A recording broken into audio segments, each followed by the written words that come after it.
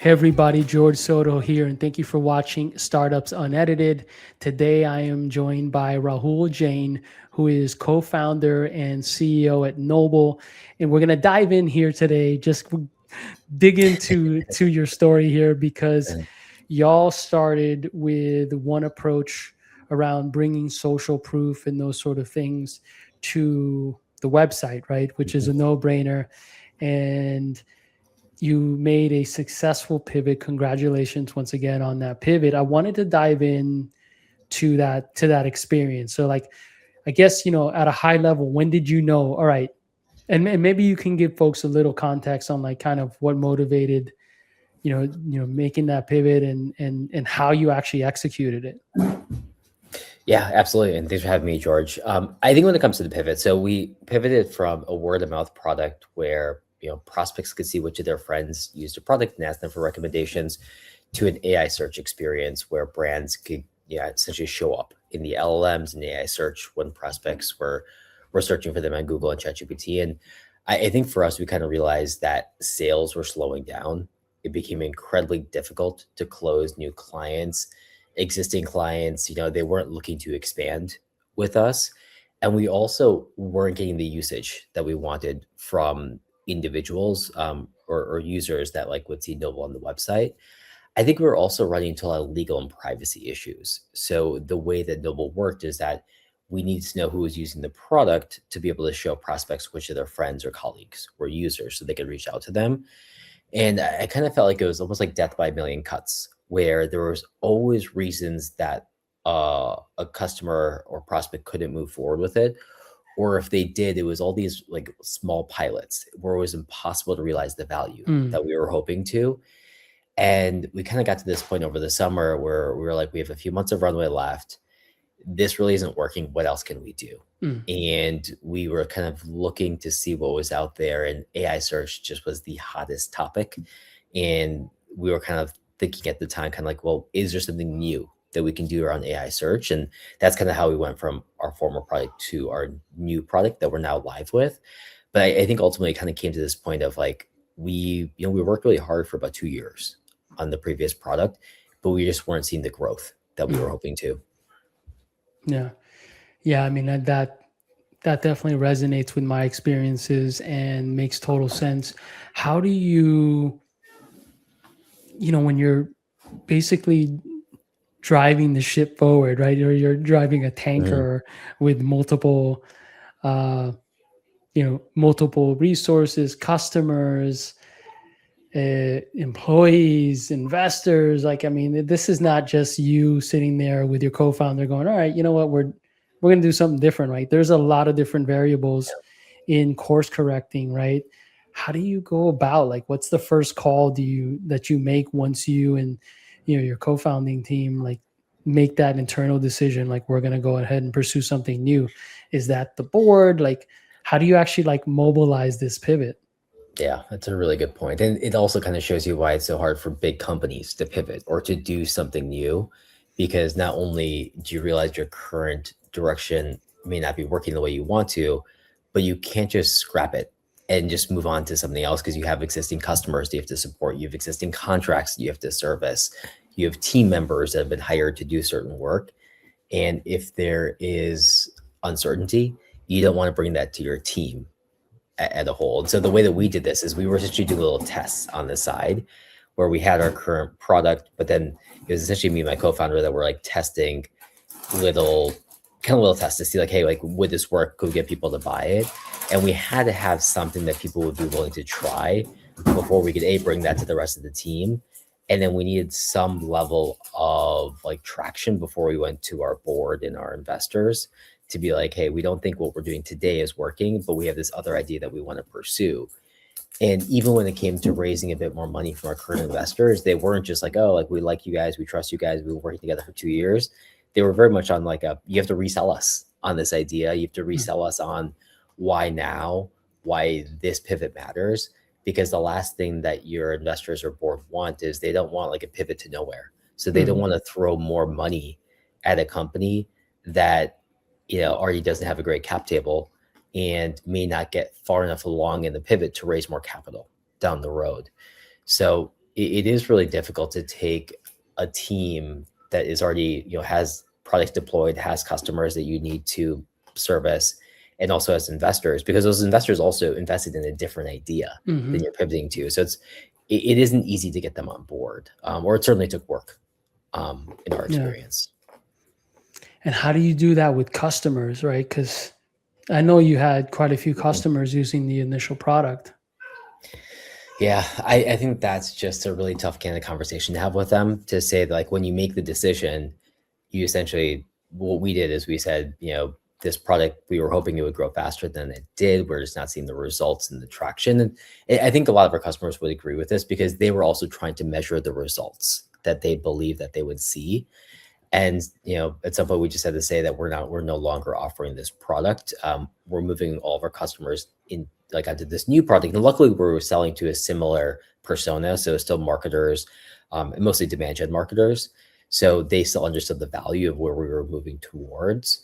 But for them, it was really a conversation of, here's what we're moving towards. And luckily we were not selling like annual contracts. They were month to month. And so we could essentially cancel them at the end of the month, and they weren't paying for, like, they didn't prepay for any of the contracts. So from like a financial perspective, that was definitely helpful. Whereas if you had like annual or like 2-year contracts, that becomes a much more difficult conversation. Rahul, just to switch gears a bit, to highlight the founder experience, is there anything that was just profoundly different about the actual founding experience and being that founder that you didn't know beforehand? Yeah. So luckily this is my second time starting a company. So I started my first company back in 2013.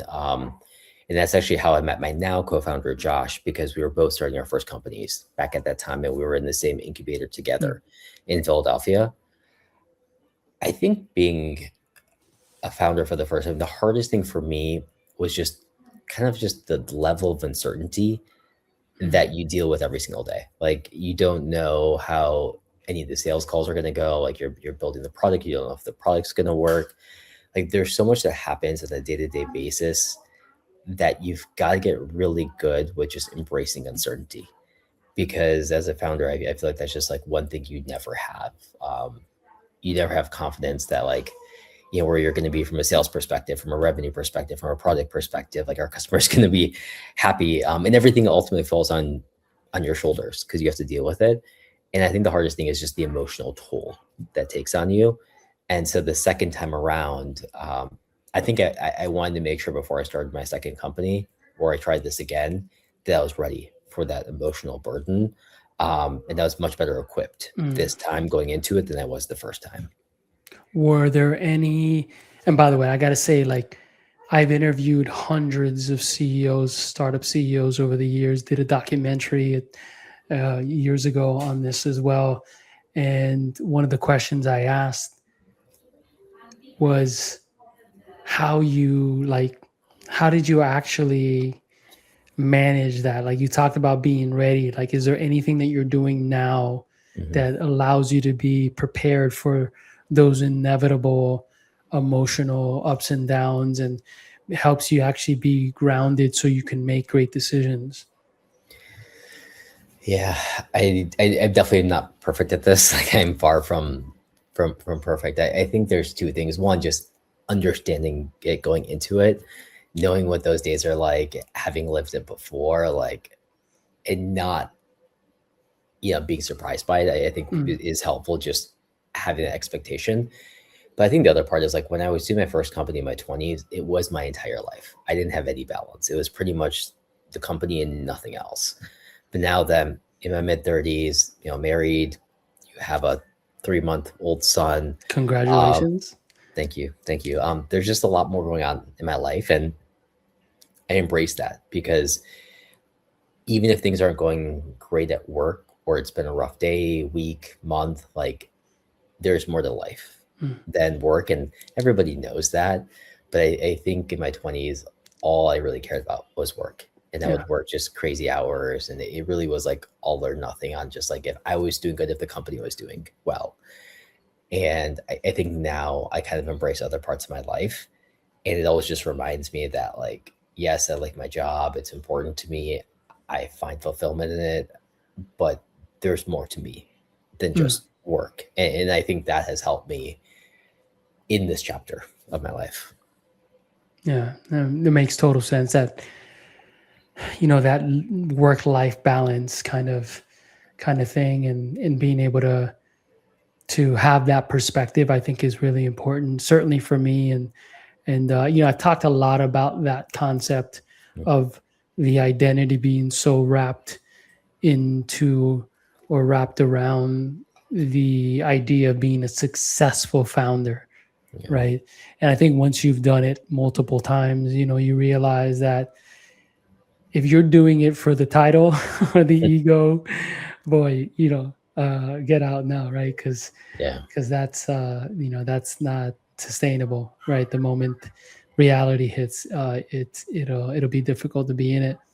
Yeah. And it's And like, it's so cliche, but it is true that, like, you've got to enjoy the journey as much as the destination. Because if you're just doing this for the exit, oh my gosh, it is so painful and it's so long, and the exit may not come. But yeah, if you can do it and you can appreciate the day to day, as hard as it is, but you love the fact that you have the freedom to do this and you can build something, and that's what you enjoy, and you can remind yourself, like, that's why you're doing it. The whole thing is just a different lens to the yeah, experience versus just waiting for this great exit to hopefully come one day. And I think that's the mindset I had in my 20s. And when we had to shut down the company, we lost everything. You know it was awful, yeah, because in retrospect, I had this incredible experience in my 20s, working with my best friends, like being surrounded by a team that was awesome, working on a problem that I really cared about.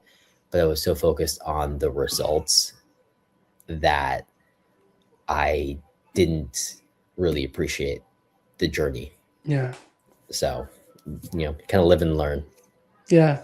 I completely empathize and can completely relate to every word Mhm. there.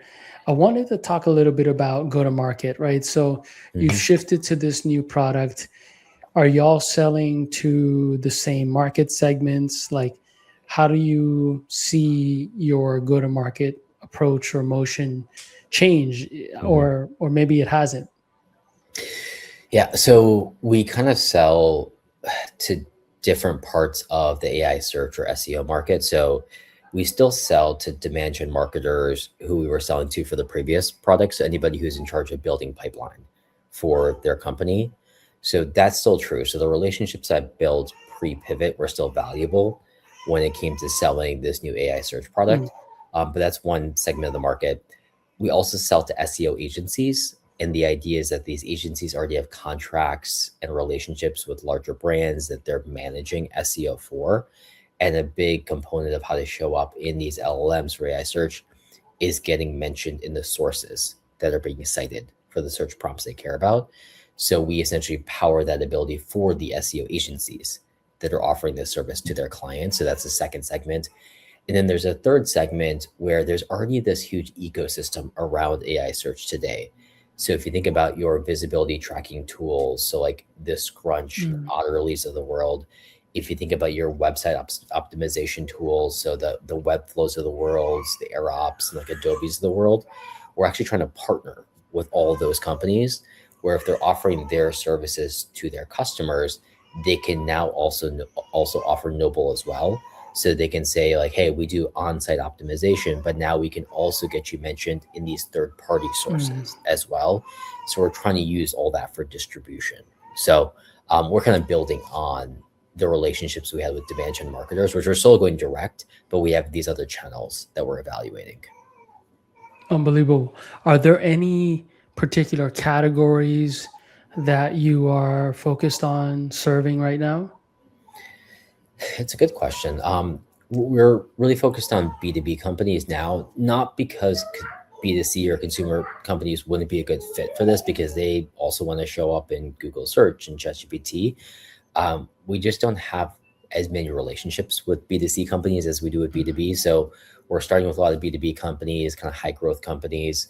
We started with customers like Ramp and Webflow and ZoomInfo and Zendesk, but now we're kind of going up market, and so we're talking to some of the larger enterprises in B2B. But there's not like a particular segment that we're focusing on. We like to say that if you hired somebody for SEO, you're large enough to use Noble, and that's kind of our kind of framework for like how big a company should be, where they A, probably have budget, and then B, they have somebody that can actually manage and use Noble properly. Rahul, if you had to give a startup CEO one piece of information or advice right now, and I know that's a lot, so maybe take a quick second to think about it, but whatever comes up to mind like right now, what would that advice be about making this journey sustainable, or just really optimizing your role as a CEO? Because I think all of us that have worn that hat, irrespective of your, whether you're a small, 10-person team or, 1,000 or 10,000, right? Like there's a specific, I think, psychology of being sort of the CEO and everything being on your shoulders, even if that's not the case, even though you have a board, right? And even though you have, fellow co-founders and those sort of things, just being that CEO has this almost like invisible burden that seems to exist. So if you were to give that advice, what would that be? Yeah, there's so much. I would say kind of two things. One, just take care of yourself. It's really hard. There's a lot of stress. You're trying to do something by definition that's impossible to do. You're trying to start something from scratch. So you're kind of, all the odds are against you. But before it comes to like the business and making it work, just making sure you take care of yourself, whatever that is. If that's just making sure you get enough sleep, making sure that you're able to work out, just kind of those necessities, like just start there. The other thing I would say is don't try to do this alone. And I think this is what I tried to do with my first startup. I tried to be that CEO that always seemed strong, always had the answers, never looked like they were rattled or they were, affected by negative news. That's not at all how I am now. Like I'm very close with my co-founder. We kind of share everything. I don't act like I have all the answers. Yeah. When things are shitty, like we talk through it. I go to him with problems more than I would before. And I don't pretend like I have all the answers. And I think I think having somebody to share all that with, one, you need the right co-founder, you need the right people, the right team behind you. But I think it makes the whole experience so much more enjoyable. And I also think it's impossible. If you expect yourself to have all the answers, and if you expect yourself to not be impacted or affected by the ups and downs, because there's a lot more downs than there are ups in this journey. Awesome. Rahul, thank you so much for taking the time to chat today. If folks wanted to follow you on social media, maybe learn more about Noble, what are the best links or URLs to reach you? Yeah, probably LinkedIn. So I don't even know what my handle is, but if you just search Rahul Jain and Noble, I'll probably show up. Awesome. Well, have a wonderful, wonderful day. Cool. Thanks, George.